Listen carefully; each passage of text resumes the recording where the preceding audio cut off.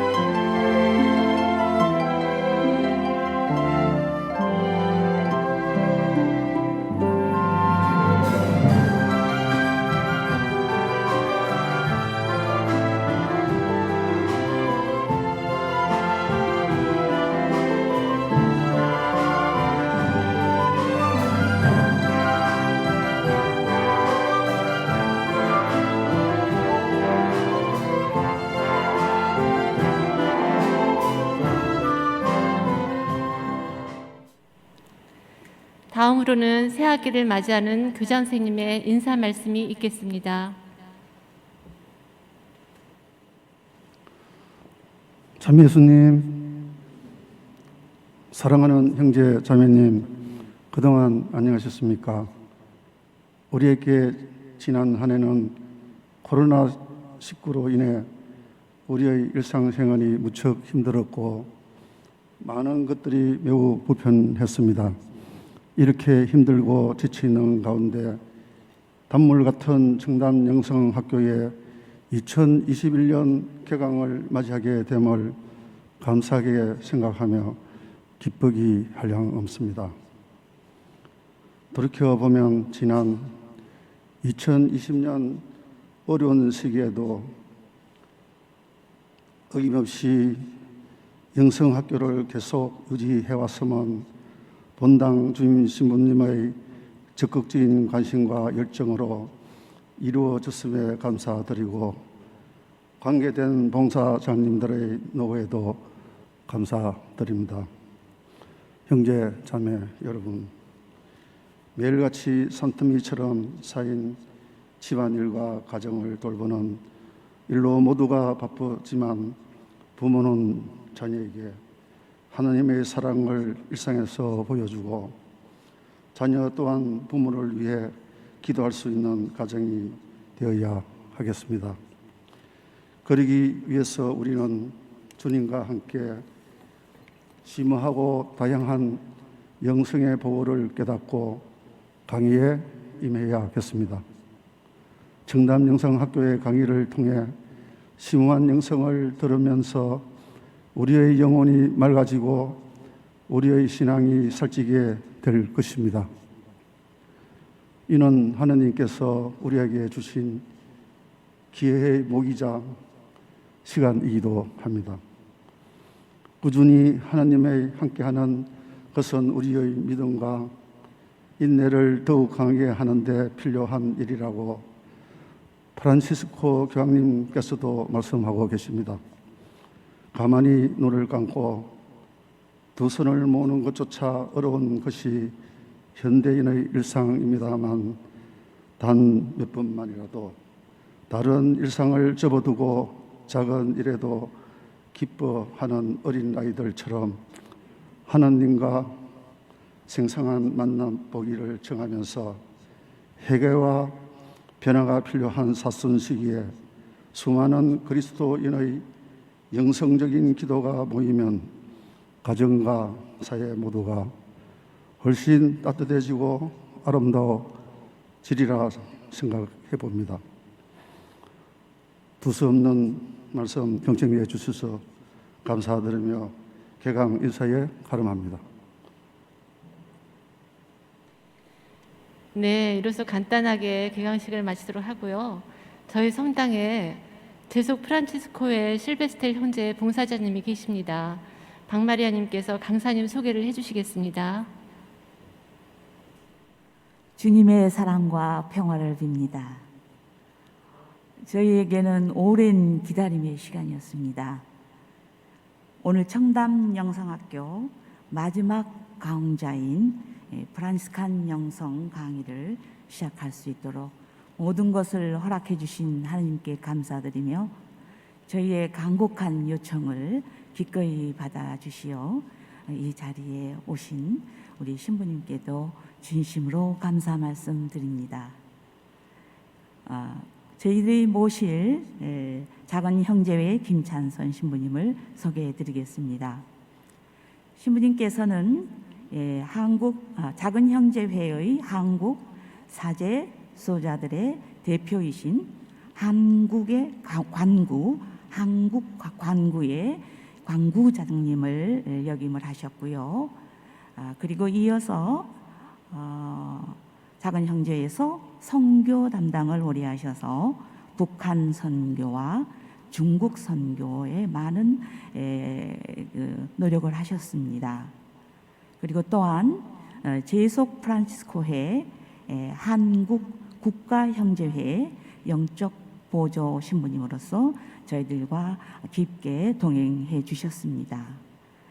그리고 지금은 대림동에 있는 소공동체를 통해서 국내에 이주해 오신 이주 노동자들을 위한 선교 활동에 몰두하고 계십니다. 그래서 그 이주자들의 고충뿐만이 아니라 그들을 향한 선교 활동을 통해서 영적으로 같이 동행해 주시면서 실제로 그들의 노동 현장에도 함께 하시면서 같이 하고 계십니다. 또 평화방송을 통해서도 잘 알고 계시는 분들도 계실 겁니다. 영성의 향기에서 영성 강의를 해주셨고요. 네, 또 여러 가지 또 많은 짧게 제가 말씀을 드립니다. 많은 것들이 있지만은 이 시기가 특별히 사순 시기의 시작이고 또 이어서 이제 저희는 기쁜 부활 시기를 거치죠.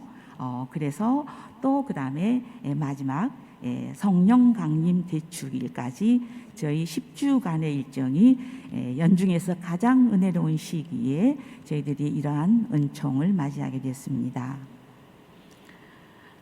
신부님을 통해서 하나님께서 주시는 말씀을 저희들이 접하면서 정말 영적으로 크게 성장하고 기쁜 사순 시기 또한 부활 시기를 맞으면서 영적으로 충만한 성령 강림 대축일을 맞으면서 또한 저희들이 새롭게 이 위기의 시기에 오히려 더 굳건한 믿음과 올바른 신앙과 더욱더 완전한 사랑이 저희에게 정말 주님께서 부어주시기를 기대하면서 오늘 이렇게 정말 저희들을 위하여 시간을 내주신 신부님을 따뜻한 마음으로 모시겠습니다. 신부님 부탁드립니다.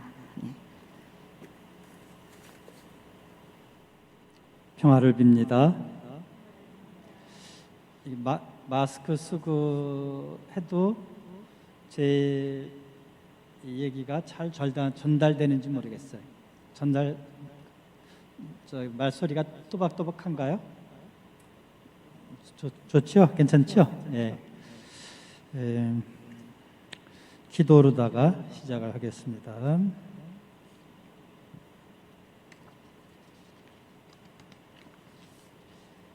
프란치스코의 기도인데요.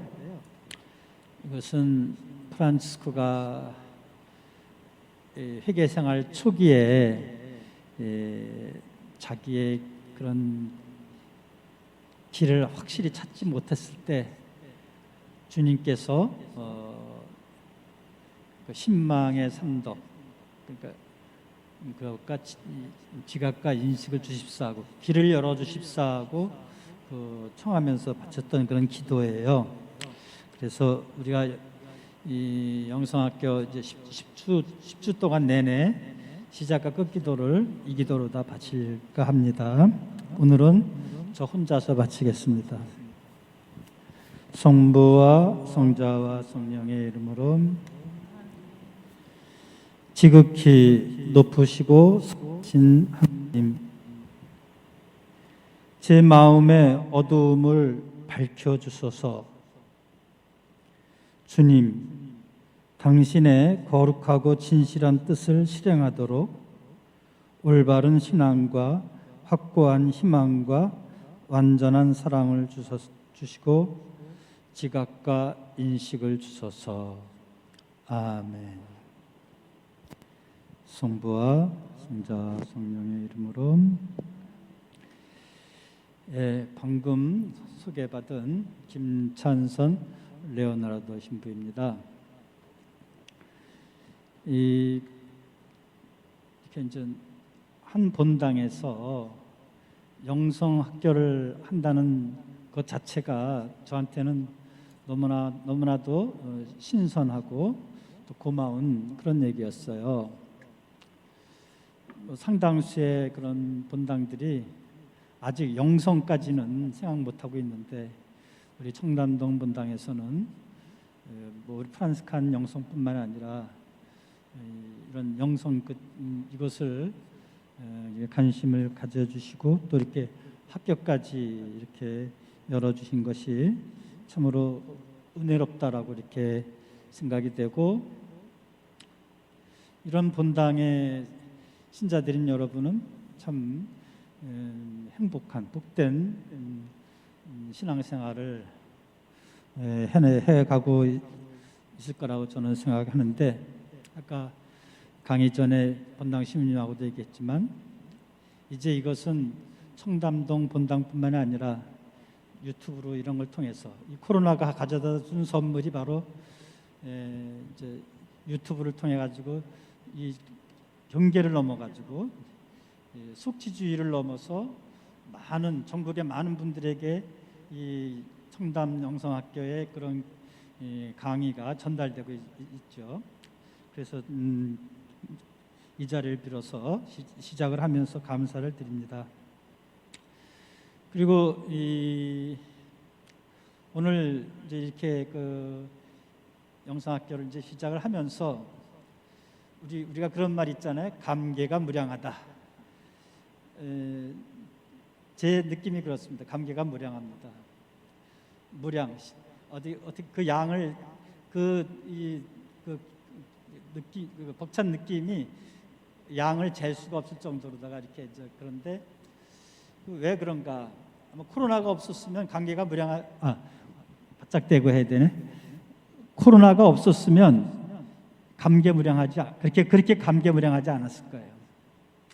근데 이 코로나로 인해서 작년에 하기로 했던 거 못하게 된 것을 이제 하게 되시니까 이것이 감개가 무량한 거 아니겠습니까?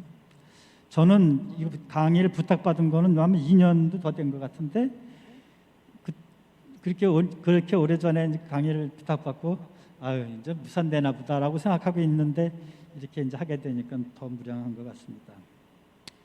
하여튼 이렇게 이제는 우리는 코로나를 넘어서 아까 소개 영상에도 그게 나왔죠. 코로나를 넘어서 이제 한번 기지개를 한번 이렇게 피는 거죠. 그동안 이렇게 동면 움츠러들어서 있었다고 한다면 이제 이 코로나에 우리가 움츠러들기만 해서는 안 되겠다. 이제 기지개를 한번 피자. 이렇게 이제 봄이 되면 모든 깨구리서부터 모든 동물들이 그리고 산천초목들이 이렇게 이제 기지개를 이제 피는 것처럼 우리도 이 코로나를 넘어서 이제 기지개를 이제 펴야 되는데 이런 영성 이런 차원에서도 우리는 이제 이 기지개를 이제 펴야 될 것 같습니다. 또 이 영성 특강을 통해서 기지개를 펴야 되겠습니다. 자, 아까 저는 10주 동안 해야 될 그런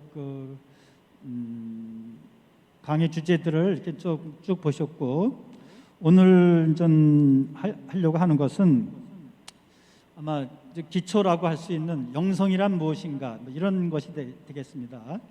그래서 큰 제목은 하느님께서 보내신 사람들 이렇게 붙였는데 부제목으로 영성이란 무엇인가 이걸 좀 먼저 보겠습니다. 영성이 나옵니까? 영성이 무엇인지 얘기하기에 앞서 영성이 왜 필요하고 오늘날에 와서 왜 영성이 더 필요한지 얘기하는 것이 필요할 것입니다. 필요 없거나 별로 필요 없는 것을 굳이 얘기할 필요가 없기 때문입니다. 그렇다면 영성은 왜 필요하고 오늘날 왜 더 필요합니까? 사실 제가 얼마 전부터 이 강의를 준비를 하면서 생각한 것이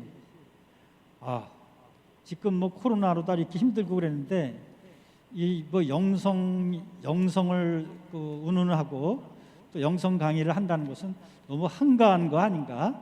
지금 사람들이 지금 얼마나 살기 힘들어서 팍팍하게 살고 있는데 이런 팍팍한 이런 세상 가운데서 이런 영성을 운운하고 있는 것이 너무 한가한 것이 아니라 나는 그런 한가한 소리를 여러분에게 들려드리고 여러분은 그런 한가한 노름을 하는 것이 아닌가 이런 생각을 했는데 정말로 이 코로나 시국에 이렇게 어려운 시기에 영성을 우리가 얘기하는 것이 정말 필요한 것인가 이런 생각을 하게 되죠. 왜 필요할까? 오히려 역설적으로다가 우리의 삶이 복잡해졌기 때문에 이 영성이 더 필요한 것 같습니다. 의식주만 있으면 되던 시대, 먹고 살기가 힘들고 사느냐 죽느냐가 중요한 때에 영성이란 말조차 입에 올리지 않고 살았었습니다. 그리고 이때는 사느냐 죽느냐가 관건이었기에 다른 것들은 그리 중요하지 않았고 그래서 그리 고려사항이 아니었으며 그래서 단순했습니다. 배만 부르면 되었기에 삶의 질이니 뭐니 그런 것은 따지지 않고 만복이면 됐지 만족에 대해서는 뭐 그렇게 생각지 않았죠. 제가 요즘 이렇게 복선 좀 느끼는 것이 많이 있는데, 제가 처음에 이제 미국 간 것이 90년대에 갔거든요. 가가지고 미국 방송을 보니까 그 먹는 그 프로그램, 그 어디 뭐 음식 소개하는 프로그램이 많더라고요. 참 저기 뭐가 그렇게 그런 거를 이렇게 방송으로 내보내고 그러니까 이제 그랬었는데, 요즘 우리나라 보면은 많은 그런 방송 프로그램이 그런 뭐 그러자면 맛기행, 그 맛을 그 맛있는 그런 음식을 소개하고 그런 음식점을 소개하고 그런 프로그램이 많더라고요. 그리고 사람들이 진짜 그런 데를 이제 주로 찾아가요. 지금은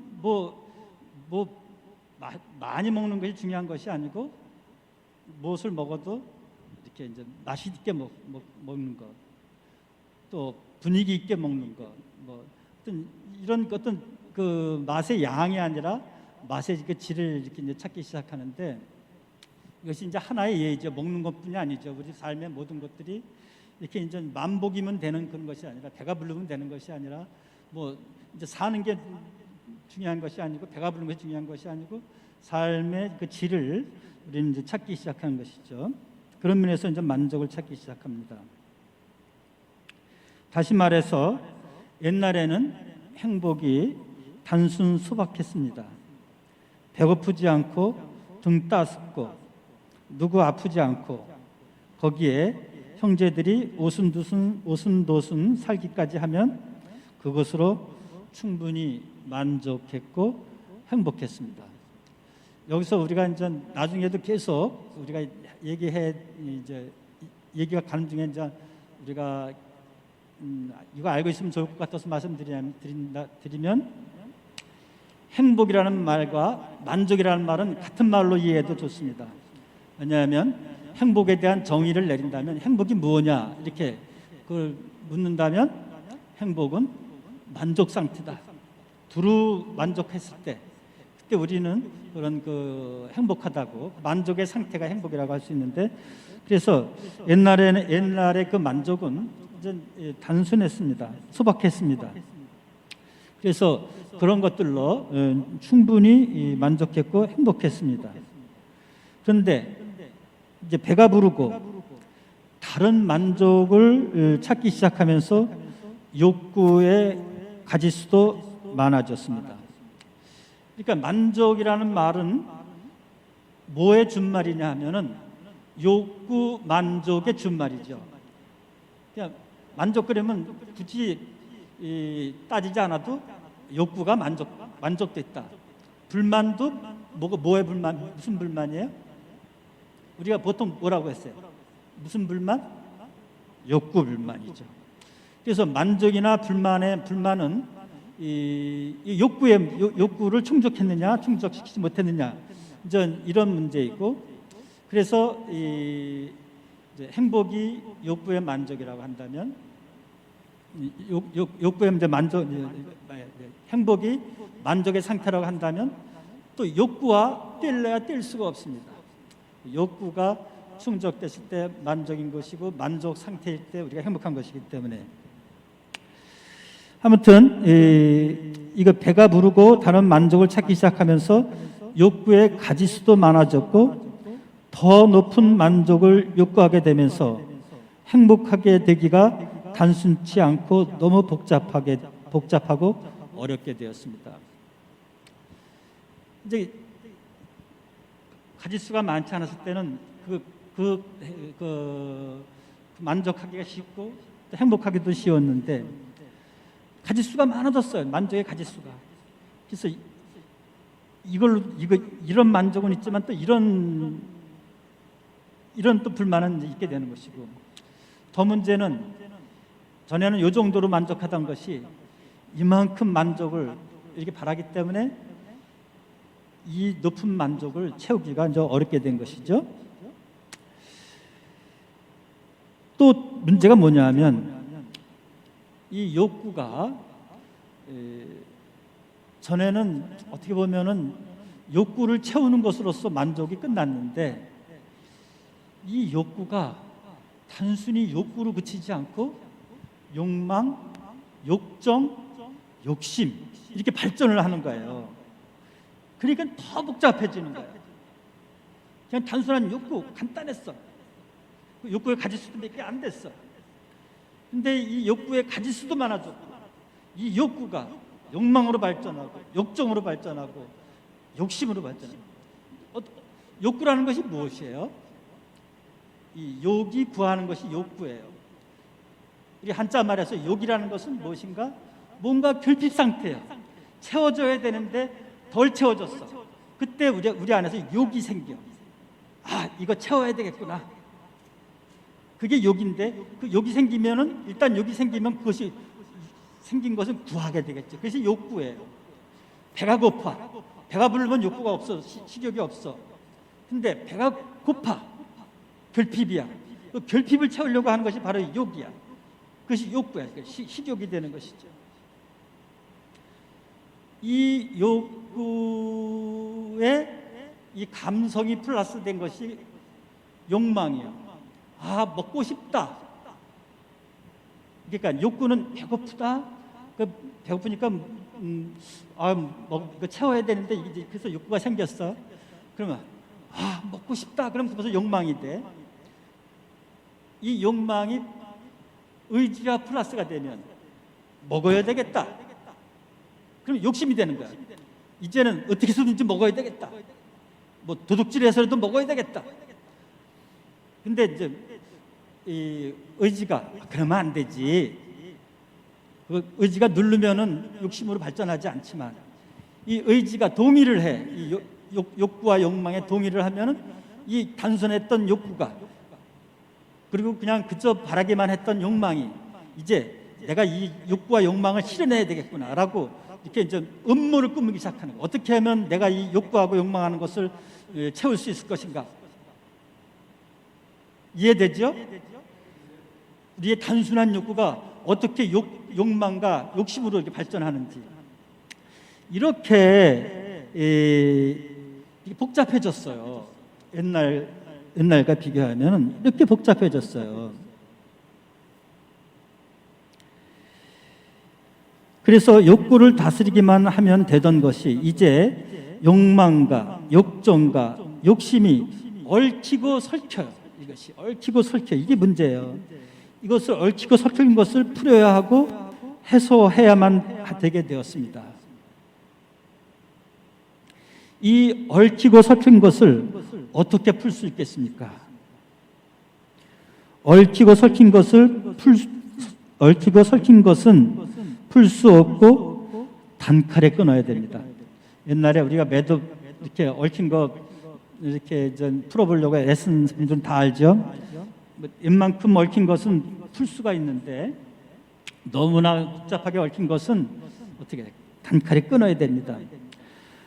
고르디우스의 매듭이라고 있죠. 그 이제 알렉산더 그 왕이 이렇게 정복 전쟁을 뭐 이렇게 이제 해가는데 어느 도시의 현자가 이것을 풀면은 뭐를 같은 약속을 했어요. 그래서 이걸 푸는 사람이 정확하게 얘기는 난 모르겠는데 하여튼 이걸 푸는 사람이 그 도시를 뭐 차지할 그런 것이 있다든가 하여튼 뭐 그런 고르디우스의 매듭을 이렇게 이제 제시를 했는데 알렉산더 왕이 어떻게 했어요? 다른 사람들은 그거를 어떻게 풀려고 그렇게 했었는데 알렉산더는 그걸 단칼에 탁 이렇게 했죠. 이것이 한자로 얘기하면 쾌도난마이죠. 그렇게 풀어야 되는 것입니다. 이것을 우리식으로 얘기하면 성령께서 끊는 것입니다. 그리고 영성의 역할이 바로 이것입니다. 이렇게 복잡하게 얽힌 이런 것들을 끊어줘야 되는데 그것은 성령께서 하시는 것이고 영성은 이 성령과의 관계에서의 어떤 문제를 찾는 것입니다. 이것을 좀 다른 식으로 보겠습니다. 요즘 육신 생명은 의술의 발달로 연장되었지만 다른 병들은 오히려 많아졌습니다. 그렇죠? 육신 생명은 지금 의술의 발달로 인해서 참 오래 살게 됐습니다. 건강하게 또 오래 살게 됐습니다. 그런데 다른 병들이 좀 많아졌습니다. 저는 강의 때 많이 얘기하고 다니는 게 뭐냐면 요즘 건강을 매우 이렇게 강조하는, 중요시 여기는 그런 시기이기 때문에 건강 이렇게 하는데 저는 건강이 4가지 차원이 있다고 이렇게 생각합니다. 제일 기본적인 것이 뭐예요? 육신의 건강입니다. 두 번째 건강이 뭘까요? 마음의 건강이에요. 이 마음의 건강은 심리학이라는 것이 있죠. 그런 것이 그래서 이 마음의 건강을 우리가 살아가기 위해서 심리학이라는 것이 있습니다. 그다음에 마음의 건강보다 더 높은 차원의 건강이 뭐냐면 정신의 건강입니다. 스피릿의 문제, 스피릿. 이 정신의 건강이 있습니다. 그거보다도 더 높은 차원의 건강이 뭐냐면 영혼의 건강입니다. 둘 다 정신의 건강이나 영혼의 건강이나 다 스피릿과 관련이 있어요. 이 4가지 건강, 4가지 모든 면에서 우리가 건강해야지 건강한 것이에요. 근데 어떤 건강이 제일 중요할 것 같아요?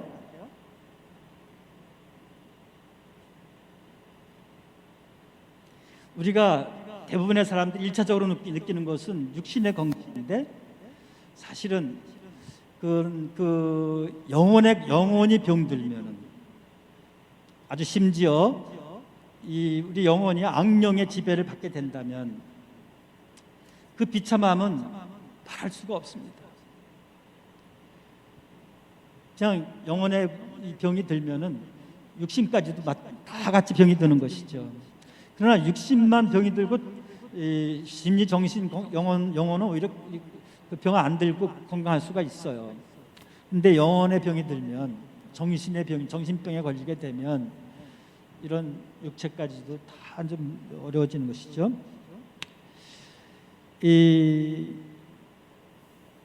이런 여러 가지 4가지 건강의 차원이 있는데, 그래서 죽는 것도 전에는 육신의 병으로 대부분이 죽었지만 요즘은 전부 다 어떻게 죽어요? 육신의 병으로는 잘 죽지 않으니까 다른 건강에서 죽습니다. 말하자면 자살하는 그 수가 많아졌죠. 그 자살이 이제 우리나라 특히 다른 나라보다도 더 이 자살률이 급격히 이렇게 높아지고 있는데, 이 자살은 육신의 건강 때문에 자살하지 않아요. 육신의 건강 때문에 그냥 자연 이렇게 죽지, 우리가 스스로 목숨을 끊지는 않는데, 우리 이런 마음의 병이 있거나 정신의 병 이런 것이 있을 때 우리는 자살을 하게 되는 것이죠. 옛날에는 이런 면에서 육신의 병은 많았지만 다른 건강은 좋았어요. 그래서 자살자가 많지 않았거든요. 제가 어렸을 때 저희 동네에서 딱 한 건 자살이 있었어요. 어떤 저의 형뻘인데 연애를 했어요. 그래가지고 이제 결혼하겠다고 데리고 왔어요. 그랬더니 부모님이 죽어도 허락을 못 한다는 거예요. 그랬더니 그냥 둘이 동반 자살을 해버렸어요.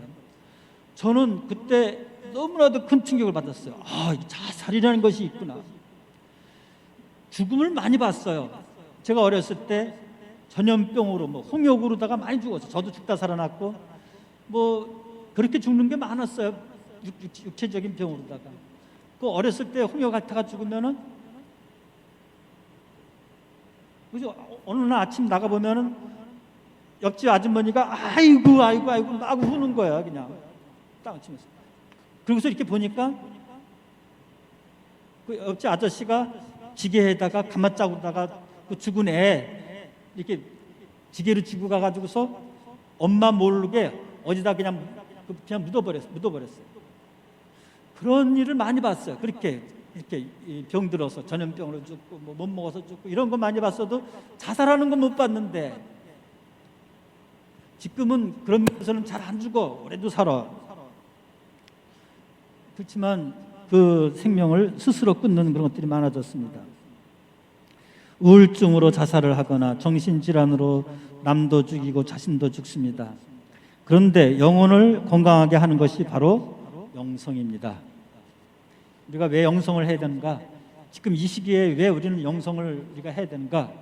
바로 이런 이 행복의 전에는 행복이 만족이 단순했는데 이제는 복잡해졌기 때문에 이 영혼의 이 전체적인 건강, 이 네 가지 차원에서 전체적인 건강을 위해서 우리는 영성을 이제 가져야 되고 영성을 배워야 됩니다.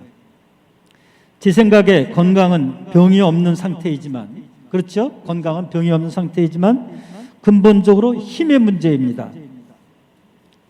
그리고 힘도 종합적인 힘의 문제이고 조화의 문제입니다. 왜냐하면 병이 왜 나냐? 병이 왜 나? 약해지기 때문에 나는 거예요. 약해지기 때문에 병이 나는 거예요. 몸이나 마음이나 정신이 약해졌을 때 나기 때문이고, 영혼의 병이라고 할 수 있는 마귀병도 약한 사람에게 악령이 침공하기 때문입니다. 아무튼 약하다는 것은 그 침공을 물리칠 힘이 없는 것입니다.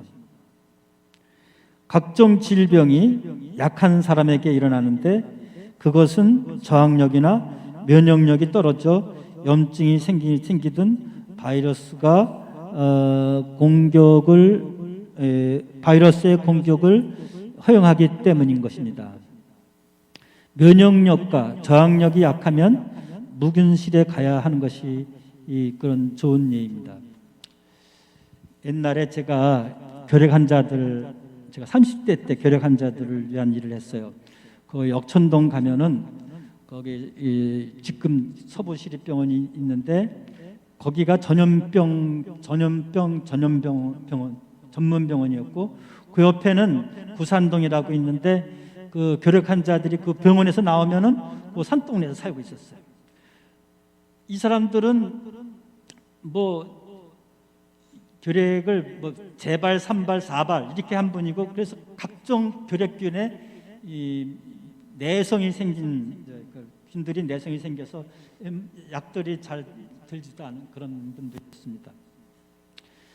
그때 저는 80년대 초에 제가 거기 이렇게 이제 갔는데 가면은 먹지를 못해 가지고서 거기 환자들이 그러니까 병원에서 별로 의사도 별로 없었고 음식도 제대로 안 나오고 그 독한 약은 먹고 그러니까 힘이 없는 거예요. 그러면 저기 화장실까지 갈 힘이 없어서 여기다가 신문지 깔아놓고 거기서 똥 놓고 또 거기서 밥 먹고 뭐 이랬어요. 너무나 이제 비참하고 힘이 너무 없어. 그런데 거기 와서 이렇게 이제 제가 이렇게 했는데 이제 가면은 저는 그 병실을 방문해서 이렇게 이제 봉성체를 해드리고 성체를 영해드리는데 입이 그냥 타 들어가기 때문에 이렇게 성체를 영해주면 못 생겨요. 그러면 어떻게? 그 환자의 입에 들어갔던 성체를 제가 영해야 됐죠. 근데 저는 30대 건강했기 때문에 그랬어도 결핵에 안 걸렸어요. 근데 저 같이 가셨던 60대 그 우리 할아버지 수사님은 이만큼 떨어져 계셨는데도 결핵에 걸리셨어요. 결국 그걸로 다 돌아가셨어요. 그 수사님은. 이렇게 지금도 코로나도 마찬가지예요. 내가 이런 그 면역력이나 저항력이 있으면은 이거 코로나가 와도 뭐 증상 없이 넘어가든지 뭐 어떻게 이겨내요. 어쩌면 이렇게. 며칠 전에 제가 저기 전화를 받았어요. 아는 자매님인데 언니하고 제주도로 놀러 갔어요. 설을 앞두고서. 근데 거기서 여행이 끝나고 돌아오는 날 연락이 온 거예요. 제가 아는 자매님의 언니 남편, 그러니까 형부가 확진이 됐다. 그래서 이제 검사를 하게 됐어요, 제주도에서. 그랬더니 그 언니도 걸렸어요. 근데 음성이 나왔어요. 제가 아는 자매님은. 근데 또 며칠 있다가 또 그 자가격리를 시켜서 또 검사를 했더니 양성이 나왔어요.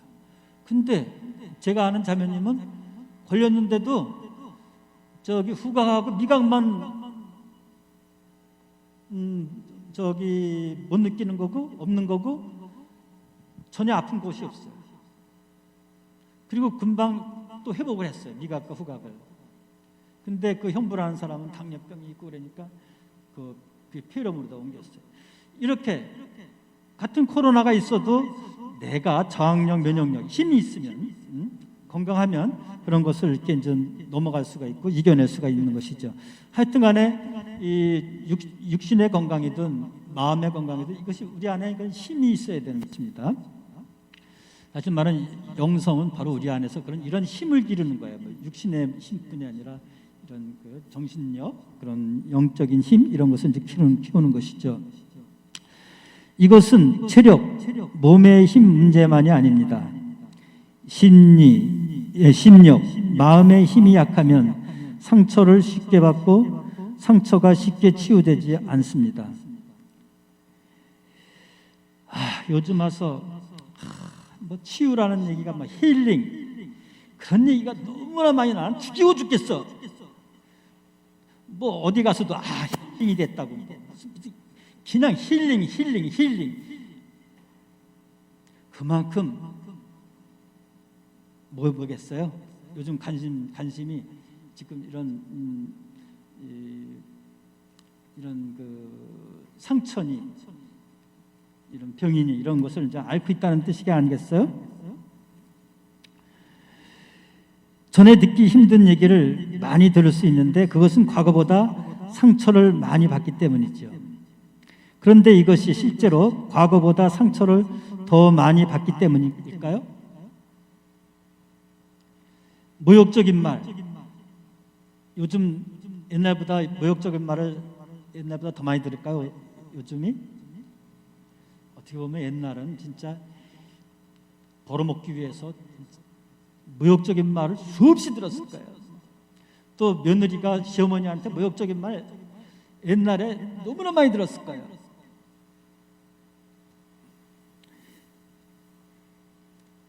옛날에 지금보다 더 차별적이고 더 위계적이고 더 폭력적이었습니다. 그렇지만 옛날엔 맷집이 좋았어요. 웬만큼 그런 모욕을 들어도 그걸로다가 무슨 뭐 이렇게 큰 상처를 좀 받지 않았던 것이죠. 맷집이 좋았던 것이죠. 제가 자주 이런 말을 해요. 저한테 와서 누가 상처를 주어서 상처를 받았다고 그렇게 얘기를 해. 근데 사람에 따라서 그 상처를 받으셨어요. 얼마나 아프세요? 하느님께서 자매님의 상처를, 형제님의 상처를 치유해 주시기를 기도할게요. 이제 그렇게 얘기하는 분, 그렇게 얘기해 드리는 분도 있고, 요 분은 전공법으로 나아가야 되겠다 생각되면 뭐라고 얘기하냐면, 자매님, 형제님, 준다고 다 받아요? 제가 그렇게 되치는 거예요. 상처를 줘서 받았다고 그랬는데 준다고 다 받습니까? 여러분은 어때? 누가 뭘 주면은 준다고 다 받아요? 누가 돈을 줘? 돈을 준다고 다 받아요? 잘 판단해야 될 거 아니에요? 이거 받아도 되는 돈인가 안 받으면 안 되는 돈인가 판단을 한 다음에 내가 받을 것이고 또 좋으면 받고 싫으면 안 받을 거 아니겠어? 다른 것들은 다 줘도 내가 판단을 해가지고서 받기도 하고 안 받기도 하는데 왜 상처만은 죽속 다 받아?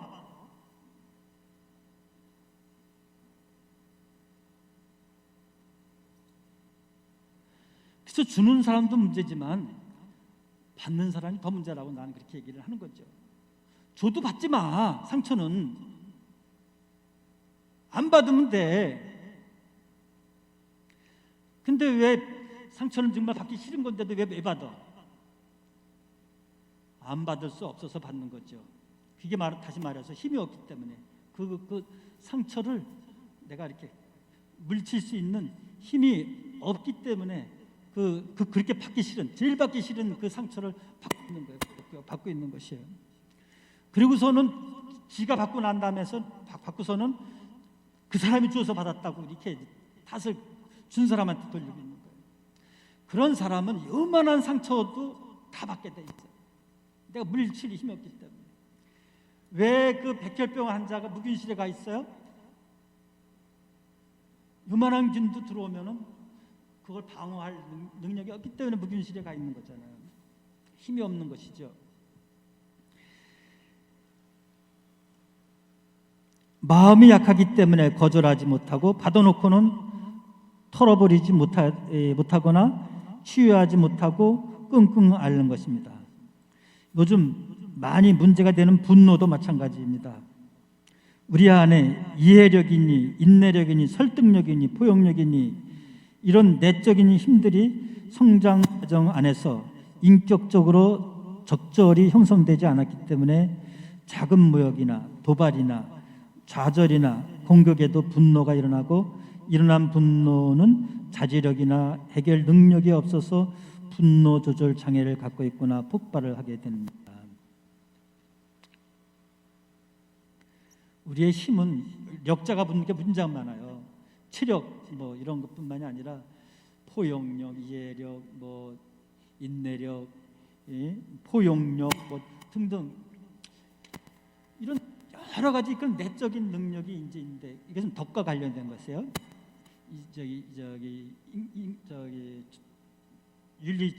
윤리 철학적으로 보면 이제 덕과 관련된 것이고 이것을 이제 신앙적으로 다하면 이제 영성과 관련된 것인데 이런 그 내적인 힘이 없기 때문에 그런 받은 그런 것들을 우리가 해결 능력이 없는 것이죠.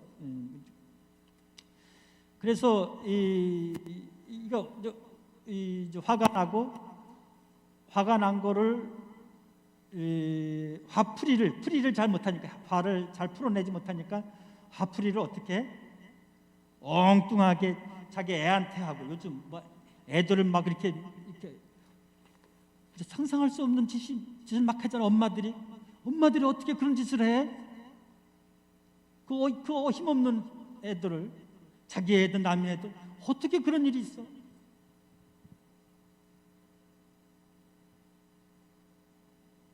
너무나도 큰 문제. 지금 우리 안에서 생긴 이 분노를 어떻게 해결하지 못해서 화풀이를 제대로 못하는 거예요. 화는 풀어야 되는데 풀지 못하니까 엉뚱하게 화풀이를 하는 것이죠. 제가 매년 포르진꿀라 행진이라고 이렇게 이제 걷는 것이 있어요. 한 몇십 명이 무전으로다가 이렇게 이제 걷는 것이 있는데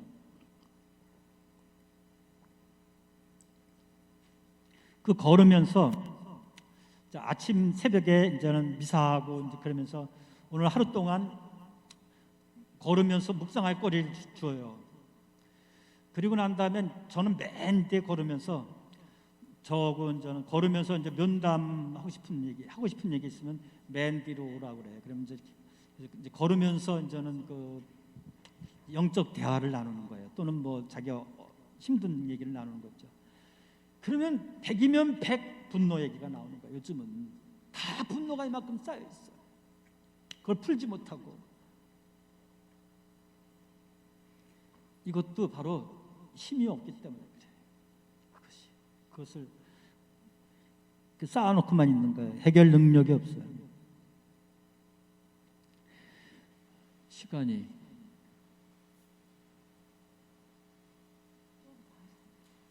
조금만 더 해야 되죠. 너무 제가 옆길을 많이 가서 빨리 읽어야 되겠어요.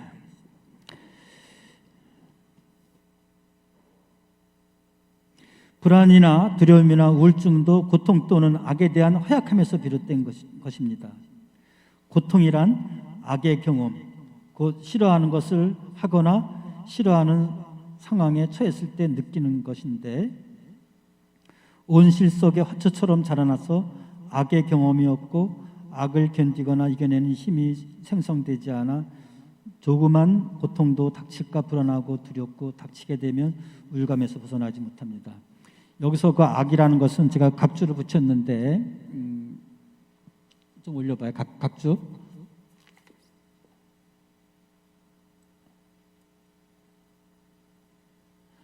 여기서 말하는 악이란 죄의 결과인 악, 그러니까 죄악을 말하는 것이 아니고 형이상학에서 말하는 이제 내가 싫어하는 것이에요. 내가 싫어하는 그런 그 형이상학에서는 그렇게 얘기해.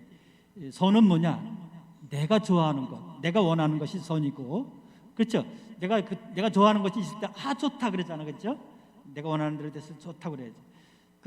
그리고 저는 형이상학적으로다 철학적으로다 악은 내가 싫어하는 거, 원치 않는 거, 이것이 이제 악인데, 그래서 죄에서 구분을 확실하게 해야 돼. 죄의 결과로서의 악이 아니라 내가 싫고 좋아하고 싫어하고 이제 이런 것으로서의 그 악을 말하는 것이죠. 네, 다시 올라가 주세요. 이 고통이란 악의 경험, 곧 싫어하는 것을 하거나 싫어하는 상황에 처해서 느끼는 것인데,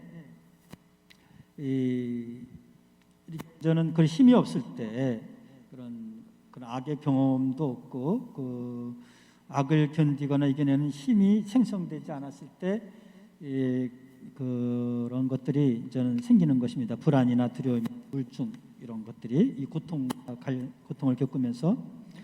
우리 말에는 정신력이라는 말도 있습니다. 정신도 하나의 힘이라는 뜻이죠. 사실 정신의 힘은 다른 어떤 힘, 곧 체력이나 심력보다 강하고 어떤 정신을 가지고 있느냐에 따라 다른 모든 힘이 모아지기도 하고 흩어지기도 하며 힘도 방향을 지니게 됩니다. 정말 옛날에 우리 축구하면은 한 30년 전에 우리 체격이, 옛날에는 우리 한국 선수들이 키도 작고 힘도 딸렸잖아요. 그러니까 그때 중계방송하면 정신력으로다가 뭐 유럽 사람들의 그것을 이제 이겨야 된다. 정신력. 그때 문장 강조를 했죠.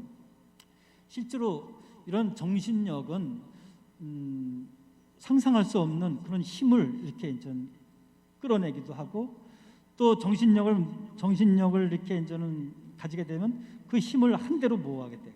정신일도라는 말이 그거죠. 정신일도, 정신이 한 곳에 도달하면, 한 점에 모이면 하사불성, 안 될 일이 어디 있느냐. 정신일도 하사불성, 이거 우리 젊었을 때, 어렸을 때 많이 얘기했죠. 정신일도하지 않기 때문에, 정신이 흩어져 있기 때문에, 정신이 빠졌기 때문에, 정신이 썩어 빠졌기 때문에, 또는 뭐 정신이 나갔거나 정신이 썩어 빠졌거나 뭐 정신이 없고 이랬기 때문에 정신력이 이제 우리는 얻게 되는데, 우리가 이런 정신을 지니게 되고 정신을 한 곳에 모으게 되고 그러면은 상상할 수 없는 그런 힘을 우리가 이제 가지게 되는 것입니다. 영성이라는 것이 바로 이제 이런 것입니다. 이런 정신을 어떻게 모으고 어떻게 쓰고 뭐 이런 것입니다. 이 정신이 라틴어로는 스피리투스고 영어로 스피릿입니다. 한자로는 정신이고 우리말은 어입니다. 한자어에서 인간의 스피리투스는 정신. 한자어에서는 이 스피리투스를 두 가지로 번역을 해요. 인간 안에 있는 스피리투스는 정신이라고 번역을 하고, 인간 이상의 어떤 초월적 그런 힘의 존재한테는 그걸 영 또는 뭐 영이라고 이렇게 이제 붙여요. 그래서 그런 영들이 있는데 그 하느님에게서 온 영은 성령이라고 그렇게 하는 거죠. 초월적 그런 영 중에서 하느님에게서 온 영은 성령이라고 하는 것이죠. 이라고 하는 것이죠. 하여튼 우리 스피리투스라는 말이 스피리투스란 그 정신, 뭐 영 이런 뜻으로 쓰입니다. 이것을 놓고 볼 때 다양한 스피리투스가 있습니다. 그러나 앞서 봤듯이 크게 나눠 볼 때 인간의 영과 초월적인 영이 있으며 초월적인 영은 성령이 있고 악령 또는 잡령이 있습니다. 그러니까 이거 정말 어려운 말인데 우리 안에 영이 있습니다. 우리 안에 영, 우리 인간의 영이 있습니다. 그래서 우리가 그렇게 했죠. 조상의 어를 이어받아 조상에 있던 영이 그것을 이제 우리가 받게 되면 우리는 조상의 어를 지니게 되는 것이죠. 이런 우리 인간 안에 있는 영이 있어요. 그리고 또 인간 밖의 영이 있어요. 근데 인간 밖의 영은 복음을 보면 뭐가 있냐면 성령이 있고 악령이 있고 또 복음에 어떤 영이 있어요? 더러운 영이 있습니다. 이 세 가지 우리 밖의 영이 있습니다. 외부의 영이라고 하시죠. 또 우리 안에 영이 이제 있는 거예요. 아까 얘기했듯이 내가 이런 내 정신이 썩어 빠지면은 다시 말해서 육적인 세속적인 영을 가지고 있으면은 나는 어떻게 하겠어요? 그런 육적인 세속적인 것만 추구를 하게 돼요. 나의 힘이 그쪽으로 다 쏠리는 거예요. 그러나 정신 차려 이놈아, 예? 정신 차려. 여기서 정신 차리할 때는 어떤 정신? 썩어 빠진 정신 차리라는 얘기예요? 올바른 정신을 차려 이 말이죠. 그러니까 차렷! 이게 무슨 뜻이에요? 나가 있는 정신을 차리라는 얘기죠. 다시 말해서 올바른 정신을 차리라는 얘기죠. 이 올바른 정신, 우리 말로는 이제 신앙이 없으니까 그렇게 얘기를 하지만 프란스코는 이걸 어떻게 얘기를 하냐면 우리 안에 두 가지 영이 있어요. 육의 영이 있고 기도와 헌신의 영이 있다고 그렇게 얘기를 해요. 그래서 내가 이 육의 영이 있으면은 무엇과 조응을 만나게 되냐면 악령이나 육의 영과 더러운 영과 연결이 돼요. 근데 우리 안에 기도와 헌신의 영을 우리가 기도와 헌신의 영을 지니고 있으면 우리 안에 내 안에 있는 기도와 헌신의 영이 성령과 다시 말해 성령을 영접하게 되는 거예요. 이렇게 성령을 영접할 때 우리는 성령에 가득 차게 되는 것입니다. 반대로 우리가 육의 영을 가지고 있어가지고 악령에 사로잡힐 때 우리는 악령 들린 사람이 되는 것입니다. 프란스코는 이렇게 얘기를 하고 있어요. 이제 끝을 빨리 내도록 하십시다. 그래서 이제 성령을 우리가 이제 모셔야 되는데 이 성령의 은사를 받은 사람, 우리도 다 받아요. 성령의 은사를 다 받는데 하나님께서 특별히 우리 인류 구원을 위해서 특별한 은사를 내린 분들이 있습니다. 그 은사를 받은 성인들이 있는데, 자, 한번 쭉쭉 시간이 없으니까 읽어가겠습니다. 이 성령의 은사가 다양한데 영성이란 이 성령의 다양한 은사가 어떻게 우리 인간의 정신 또는 영과 조응을 하는지를 얘기하는 것입니다. 영성이 바로 이런 것이에요. 성령과 우리 인간의 영이 어떻게 조응하게 되는가. 우리 가톨릭의 영성을 크게 나누면 정주 영성과 탁발 영성이 있습니다. 제가 알기로 지난 시간에 분도의 정주 영성, 분도의 영성을 했어요. 근데 정주 영성을 얼마나 얘기했는지 잘 모르겠는데, 분도회는 정주 영성이라고 그러고 프란스코회와 도미니코회 등등을 해서 탁발 영성이라고 합니다. 우리의 영성은 크게 이제 두 가지로 나누는 거예요. 우리 카톨릭 영성은 크게 두 가지로 나눠요. 정주 영성, 탁발 영성. 나중에 나온 예수의 무슨 영성 어디 영성은 이제 이 두 영성 중에 어디에 속하는 것입니다. 그래서 크게 이 정주 영성과 탁발 영성을 우리가 이제 알고 있으면 되는데요. 정주 영성은 하느님께서 분도 성인에게 주신 은사입니다. 그것은 당시 민족의 대이동과 그로 인해 혼란스러운 사회를 안정시키기 위한 것이었습니다. 이게 뭐냐면 3세기, 4세기 중국에 훈족이 있었습니다. 근데 중국이 천하 통일을 하면서 이 훈족이 서쪽으로 밀려나게 되는데 이 훈족이 동유럽으로 가고 동유럽이 서유럽으로 이렇게 가면서 옛날 세계사 배울 때 게르만족의 대이동, 민족의 대이동 그런 거 배웠죠.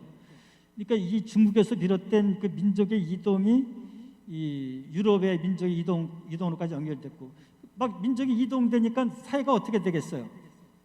매우 혼란스럽죠. 막 방화, 살인, 강간 뭐 이런 것들이 막 일어나겠어요. 그래서 이런 혼란스러운 막 떠도는 그런 불안정한 이런 질서 없는 이런 이 유럽 사회를 안정시키기 위해서 필요한 것이 정주 영성이에요. 이거 더 나중에 더 설명하겠어요. 정주 영성이 어떻게 안정했는가? 정주의 정자와 안정의 정자가 같은 정자죠. 이런 그 정주 영성이 필요했고 필요한 그때에 하느님께서 분도 성인을 보내주셔가지고 이 혼란스러운 유럽 사회를 안정시켰습니다. 그렇게 800년이 이제 흘렀습니다.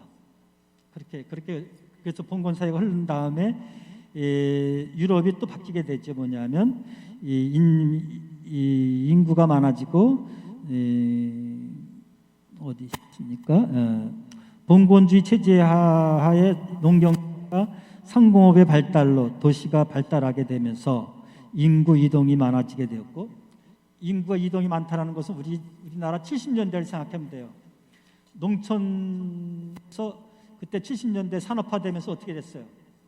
농촌에 있던 사람들이 도시로 막 몰려들죠. 도시로 막 몰려오니까 그때 흔히 하는 말이 뭐예요? 무작정 상경이죠. 무작정 상경을 하면 어디로 가게 되겠어요? 산동네로 가게 되겠죠. 산동네로 가면 돈 조금 벌면 밑으로 내려오고 밑으로 이렇게. 그래서 계속 그런 이동을 이제 하게 되죠. 옛날에는 어땠어요? 우리가 100년 전만 해도 그 동네에서 나서 그 동네에서 죽고, 심지어는 그 집에서 나서 그 집에서 죽는 것이 대부분이었는데, 이 70년대 이후에 우리나라도 막 이동이 많아졌잖아요. 이사를 많이 하게 됐잖아요. 이 프란시스코가 태어날 즈음에서 유럽 사회도 이렇게 민족의 인구가 많아지면서 민족의 이동이 심화됐어요. 상공업도 발달되고 그러면서 이렇게 변화된 사회에 하느님께서 보내주신 성인들이 성 도미니코와 성 프란시스코이고 탁발 영성입니다. 정주 영성이 정적인 영성이라면 탁발 영성은 동적인 영성입니다. 안주적이고 숙지주의적인 교회에 복음적인 불안정을 살아가게 하는 것입니다. 여기서 불안정은 우리가 다 싫어하는 것인데 앞에 복음적이라는 것을 말붙였어요. 그럼으로써 이것은 좋은 가치 있는 말이 되는 것인데, 복음적인 불안정이란 뭐예요? 예수님께서 천국에 가고 싶은 사람은 나를 따르라. 나를 따르는 사람은 모든 것을 버리고 그것을 나눠주거나 또 자기를 버리고 십자가를 지거나 이렇게 하면서 날 따르라. 그러면서 또 예수님께서 어떻게 하셨어요? 어느 동네에서 붙잡으니까 여기 우리 동네에서 머물러 주세요 이렇게 붙잡으니까 예수님께서 뭐라 했어요? 참새도 집이 있고 제비도 새끼 두는 둥지가 있지만 사람의 아들은 머리 둘 곳조차 없다. 나는 오늘도 내일도 가야 한다. 복음이 필요한 곳으로 가라고 하느님께서 나를 보내셨다. 그러면서 예수님께서는 공생활 내내 동가식 서가숙 하셨죠. 한 군데 머무르신 적이 없었어요. 그렇게 계속 떠돌이 생활이라는 것이 불안정한 삶이죠, 사실은. 근데 이 불안정이 복음적인 이유는 우리가 이 천국을 향한 떠돌이 순례이기 때문에 복음적인 것이죠. 프란시스코와 도미니코는 그런 안주가 될까 그런 두려워했고, 그래서 그런 안주하지 않기 위해서 끊임없이 이렇게 이제 떠도는 탁발 그런 삶을 살게 됐습니다. 그렇게 이제 두 성인이 나왔는데, 도미니코는 스페인 분이고 프란시스코는 이태리 분인데 생전에 한 번 만났습니다. 두 분이. 근데 두 수도에 합번하기도 했는데 합치지 않았죠. 근데 이제 대상이 달랐습니다. 성 도미니코는 이단을 쫓아다녔습니다. 이단을 해결시키기 위해서, 교회를 떠난 이단을 해결시키기 위해서 쫓아다녔고, 성 프란시스코는 교회 쇄신을 위해 먼저 교회 안으로 들어갔고 다음으로 가난한 사람들을 찾아갔으며 그 다음으로는 이교인들을 찾아갔습니다. 하여튼 이렇게 이제 탁발 떠도는 순례자의 그런 삶을 이제 사는 삶을 살았는데, 이 탁발 영성과 탁발의 삶을 시작한 두 성인이 성 도미니코와 성 프란시스코입니다. 그래서 성인 호칭 기도를 하면 항상 성 도미니코와 성 프란시스코를 같이 부르는데, 이 탁발 영성을 여신 분들이기 때문에 그렇게 한 것입니다. 그래서 아까 말씀드린 대로다가 이 정주 영성과 이 탁발 영성, 두 영성 안에서 거기에 더 이제 그걸 더 구체화적으로 사는 다른 영성들이 이제 많이 나오게 되는 것인데, 여러분들은 지난번에 이제 분도 영성을 하나 큰 기둥 하나 했고, 오늘 이번에 이제 또 하나의 기둥을 이렇게 함으로써 큰 흐름을 잡을 수 있게 될 거예요. 제가 앞에 너무 딴데 얘기를 많이 하는 바람에 뒤에 막 몰아쳤는데, 편집 잘해 주시기 바랍니다.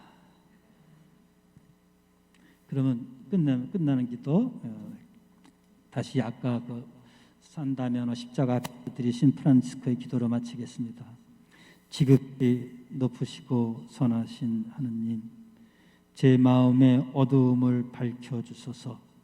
주님, 당신의 거룩하고 진실한 뜻을 실행하도록 올바른 신앙과 확고한 희망과 완전한 사랑을 주시고 지각과 인식을 주소서. 아멘. 성부와 성자 성령의 이름으로 아멘.